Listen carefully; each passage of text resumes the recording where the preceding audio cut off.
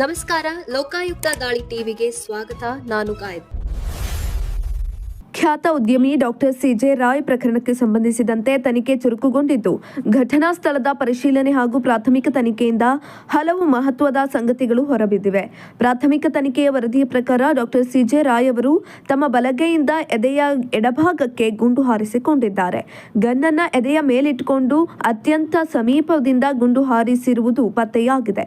ಗುಂಡು ಹಾರಿದ ರಭಸಕ್ಕೆ ಅದು ಎದೆಯ ಎಡಭಾಗದ ಮೂಲಕ ದೇಹವನ್ನು ಪ್ರವೇಶಿಸಿ ನೇರವಾಗಿ ಬೆನ್ನಿನ ಭಾಗಕ್ಕೆ ತಲುಪಿದೆ.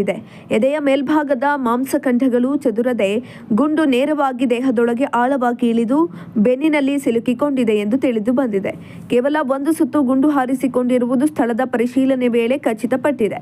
ಇನ್ನು ಡಾಕ್ಟರ್ ಸಿಜೆ ರಾಯ್ ಅವರು NP ಬೋರ್ ಪಿಸ್ತೂಲ್ ಬಳಸಿದ್ದಾರೆ. ಇದು ಪರವಾನಗಿ ಪಡೆದ ಪಿಸ್ತೂಲ್ ಎಂಬುದು ತನಿಖೆಯಲ್ಲಿ ದೃಢಪಟ್ಟಿದೆ. ಸದ್ಯ ಪೊಲೀಸರು ಈ ಪಿಸ್ತೂಲ್ ಅನ್ನು ವಶಪಡಿಸಿಕೊಂಡಿದ್ದಾರೆ. ಘಟನಾ ಸ್ಥಳದ ಕೂಲಂಕುಷ ಪರಿಶೀಲನೆಯನ್ನು ನಡೆಸಲಾಗಿದ್ದು, ಹೆಚ್ಚಿನ ವಿಧಿವಿಜ್ಞಾನ ಪರೀಕ್ಷೆಗಾಗಿ ಪಿಸ್ತೂಲ್ ಅನ್ನು ಕಳಿಸಲಾಗಿದೆ FSLಗೆ.